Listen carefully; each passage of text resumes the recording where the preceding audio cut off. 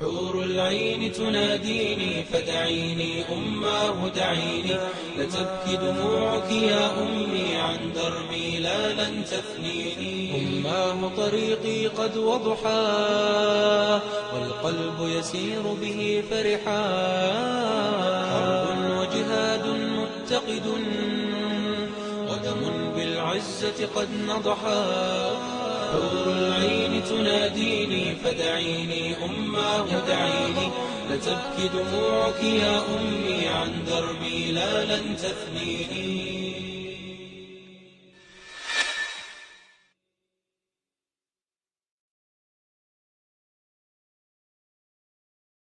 شكرا شيخنا. Здесь вопрос, связанный лично с Али, радийаллаху анху. Мы хотим, чтобы вы рассказали нам о господине Али, радийаллаху анху, о его отношении к ихсану. Наши господа-сподвижники все являются из Ахлюль Ихсан. Любовь к ним является нашей религией, ненависть к ним — лицемерием, оскорбление их — нечестие, посягательство на них — это причина изгнания от милости Аллаха. Да сохранит нас Аллах от этого. Обратите внимание на это превосходство. Из-за чего оно? Из-за того, что они сподвижники пророка, саллаллаху алейхи вассалам. Лжет тот, кто говорит о любви к Ахлюль-Байт, ненавидя сподвижников. Лжет тот, кто говорит о преданности к Ахлюль-Байту, оскорбляет сподвижников. Всех сподвижников посланника Аллаха, и тех, кто ошибся, и тех, кто был прав. Мы не убеждены в непогрешимости кого-либо из Ахлюль-Байт или сподвижников. Наш путь — это путь Ахлю-Сунна, которые сказали, что из людей непогрешимы только пророки. Никто из людей не защищен от грехов, ни Ахлюль-Байт, ни сподвижники. Что это означает? Что означает, что они не защищены от грехов? Это значит, что среди них были те, кто ошибался, кто был прав, кто не осмысливал, были те, кого закидали камнями за прелюбодеяние, кому отрубили руку, кто распивал спиртное, за что были наказаны, однако их всех мы любим и возвеличиваем. Их стопы достойны быть на моей голове, потому что они те, кого избрал Всевышний Аллах для сидения рядом с нашим господином Мухаммадом, саллаллаху алейхи вассалам. Их устазом был наш господин Мухаммад, а кто твой устаз, о тот, кто посягает на сподвижников? Их шейхом был господин Мухаммад, а кто твой шейх, о тот, кто оскорбляет сподвижников? И убеждение Ахлю Сунны валь Джамаа, в особенности последователей тариката, заключается в том, что самый большой вали и обладатель самой высокой степени среди авлия, ниже самого низкого по уровню степени и положению сподвижника. Самые крупные авлия ниже самых низших сподвижников, хотя нет среди сподвижников нижайших. Это то, что я хотел сказать перед тем, как рассказать об имаме Али ибн Абу Талибе. Второй момент заключается в том, что по убеждению Ахлю Сунны валь Джамаа самые лучшие сподвижники — это Абу Бакр, затем Умар, затем Усман, а затем Али. Некоторые сказали Али, потом Усман. Среди ученых Ахлю Сунна есть разные мнения относительно того, Усман лучше или Али, но единогласны в том, что самые лучшие сподвижники — это Абу Бакр, Умар, Усман и Али. Эти четверо лучшие из сподвижников, и самое преобладающее мнение у Ахлю Сунна, что их превосходство в том же порядке, в котором они были халифами. Это второй момент, в котором мы должны быть убеждены. Раньше у нас не было нужды в этом предисловии, когда хотели рассказать о достоинстве Ахлюль-Байта или о достоинстве нашего господина Али. Но когда распространилась беда приписывания себя к последователям Али, при этом ругая сподвижников, стало необходимым об этом упомянуть. Также распространилась такая беда, некоторые стали утверждать о защите Сунны, при этом умаляя достоинство Ахлюль-Байта. Они, опровергая шиитов, стали унижать Ахлюль-Байт. Это вторая беда против первой беды шиизма. Есть рафидиты и есть новосибиты. Кто такие рафидиты? Это те, кто приписывает себя к шиитам и ругают шейха Абу Бакра и Умара. Откуда пришло название рафидит? Кто назвал их рафидитами? Их так назвал один из имамов Ахлюль-Байта, наш господин Зайд ибн Али Зайнуль Абидин ибн Хусейн. Они присягнули ему в то время, когда оставил его без помощи Хишам ибн Абдуль-Малик, и их было более 40 тысяч. Но они разбежались от него. Почему разбежались? Они сказали Зайду: отрекись от Абу Бакра и Умара. И Зайд ответил: я не отрекусь от двоих друзей моего деда. Если бы кому-либо было дозволено отречься от господина Абу Бакра и Умара, это было бы дозволено Зайду, потому что он был на поле битвы, и люди бросили бы его и убили. Но при всем этом он выбрал смерть, чем оскорблять господина Абу Бакра и Умара. Имам Зайд ибн Али, разиаллаху анху, который был шейхом имама Абу Ханифы, сказал: я не отрекусь от двоих друзей моего деда. Они сказали: в таком случае мы откажемся воевать за тебя. Зайд ответил: убирайтесь вы, рафидиты, то есть отрекшиеся. И слово рафидиты стало их прозвищем. Это не все шииты. Когда мы говорим о течениях, следует знать, что шиит — это тот, кто считает Али лучше Абу Бакра. Это и есть разница, и в этом нет сомнения. Но кто такой рафидит? Он тот, кто отрекается от Абу Бакра и Умара. Мы, ахлю сунна, говорим о превосходстве Абу Бакра, затем Умара, затем Усмана, а затем Али. А шииты говорят о превосходстве Али над всеми. Это разница между нами, в этом нет сомнения. Например, шииты-заидиты считают Али лучше, чем Абу Бакр, но просят довольства Аллаха для Абу Бакра и Умара.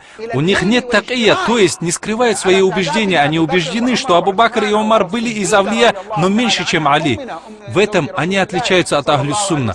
Но когда переходят эту грань, начинают отрекаться и ругать Абу Бакра, Умара, Усмана или нашу мать Айшу, жену пророка, саллаллаху алейхи вассалам, то они рафидиты. В противоположной крайности им стоят навасибы. Кто такие навасибы? Это те, кто питает враждебные чувства к Али и к ахлюль-байт. Их сердца лишены нура любви к ахлюль-байт. И сердце, когда лишается нура любви к ахлюль-байту, становится мрачным. Не любит ахлюль-байт, кроме богобоязненного му'мина, и не возненавидит ахлюль-байт никто, кроме несчастного лицемера. В другом достоверном хадисе, переданном от Тирмизи и другими, сказано: любите Аллаха за те блага, которые вы видите от Него. Любите меня за то, что Аллах любит меня. Любите мою родню, потому что я люблю их. Хадисов о любви к ахлюль-байт много, ахлю сунна, даже отдельные книги написали об этом. Если кто-то хочет говорить о любви к ахлюль-байт, то ахлю сунна сильнее, чем кто бы то ни было, любит ахлюль-байт. Имам ат-Табари написал книгу «Аз-Захайруль Укба фи манакиби завил Курба». Имам ас-Сахави написал о достоинстве ахлюль-байта, и даже Ибн Таймия выделил часть книги о любви к ахлюль-байт.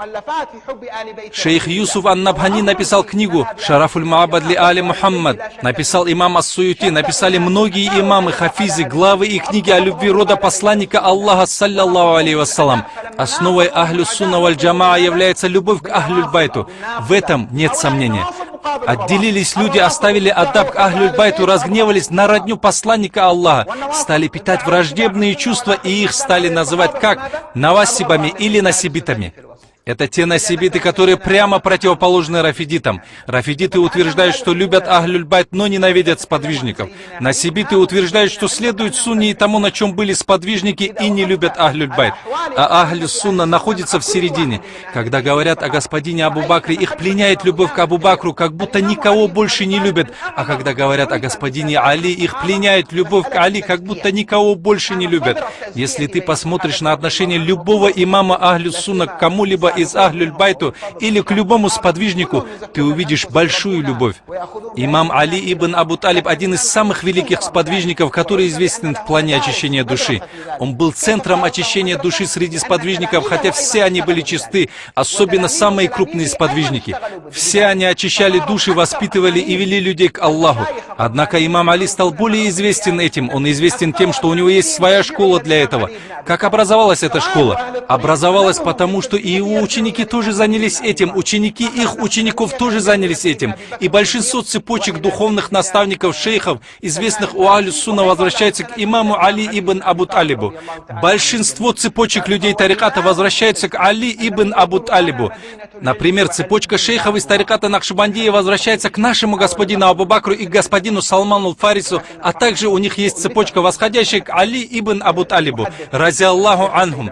Он является имамом очищения души. Пророк говорит: «Я город знаний, а Али врата в нее». Хадис достоверный. Некоторые поздние люди попытались сказать, что хадис слабый, но составлено опровержение им, подтверждая достоверность хадиса. Шейх Мухаддис Абдуллах ибн Сиддик аль-Гимари, рахимауллах, составил об этом книгу. Также шейх наших шейхов Мухаддис Хабиб Али Мухаммад ибн Яхья, рахимауллах, написал главу, в которой установил достоверность этого хадиса. «Я город знаний, а Али врата в нее». Поэтому вход в знание через нашего господина Али. Он был самым знающим из сподвижников. Это акида ахлю-сунна. Наш господин Умар, когда возникала проблема в каком-либо вопросе, задавал вопрос господину Али. Обратите внимание, я говорю Абу Бакр, Умар, Усман и Али, потому что самый лучший — это Абу Бакр, затем Умар, затем Усман, а затем Али. Это то, что я исповедую. Но когда говорим о знаниях, то это другое дело. Говорят, что самый знающий — это Али ибн Абу Талиб. Самый храбрый из сподвижников — это господин Али ибн Абу Талиб, рази Аллаху анху.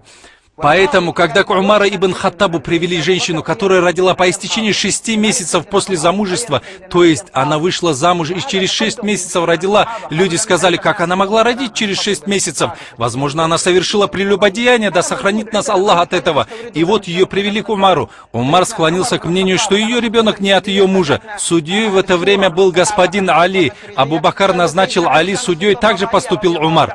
Умар был правителем, сподвижники из совета издавали законы, а Али выносил решения.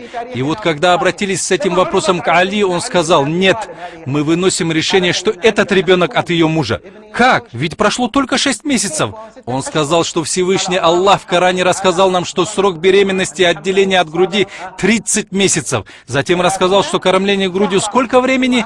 2 целых года. Аллах, свят Он и велик, сказал так. А 2 года это сколько месяцев? Это 24 месяца. А если отнять 24 от 30, сколько получается? 6 месяцев. Минимальный срок беременности это 6 месяцев, по мнению Али, рази Аллаху анху. Тогда Умар ибн Хаттаб сказал: если бы не Али, Умар бы погиб. Это и есть знание сподвижников о достоинстве друг друга. Когда был убит и стал шаидом господин Умар, Али сказал: сегодня убили лучшего, кто был на земле.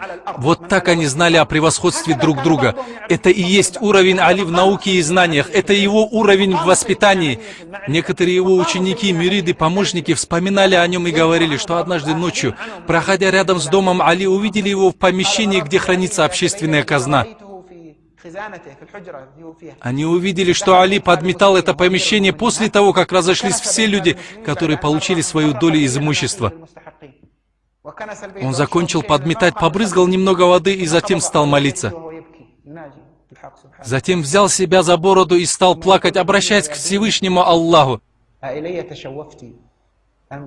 Затем, обращаясь к Дунья, он говорил: «О, Дунья, ко мне ли ты стремишься? Поистине я дал тебе 3 развода, после которых нет возврата. Ах, какое длинное путешествие, а провизии мало и путь опасен». В таком состоянии он плакал глубокой ночью, он был духовным, воспитанным человеком. Тот, кто был очевидцем этого, пришел к Муавии ибн Абу Суфьяну после того, как он стал правителем. Муавия попросил его рассказать об Али, но он сказал: «Не проси меня». Муавия настоял: «Нет, расскажи». И он рассказал эту историю, затем посмотрел на Муавию и увидел, что его борода намокла от слез. Тогда Муавия сказал: «Да смилуется Аллах над Абу Турабом. Клянусь Аллахом, он был таким, как ты о нем рассказал». Да будет доволен Аллах господином Али и всеми сподвижниками.